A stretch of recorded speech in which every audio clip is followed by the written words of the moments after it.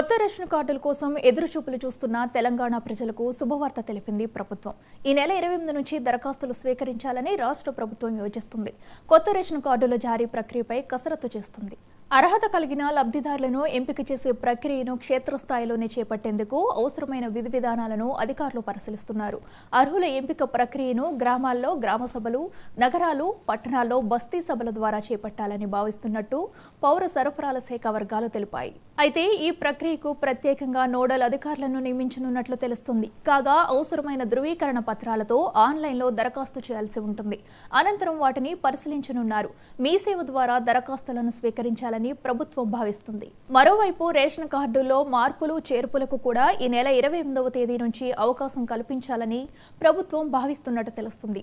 కొత్త కార్డుల జారీకి దరఖాస్తుల ఆహ్వానంతో పాటు ఇప్పటికీ ఉన్న కార్డుల్లో సవరణలకు అనుమతి ఇవ్వాలని ప్రభుత్వం నిర్ణయించినట్టు తెలుస్తోంది.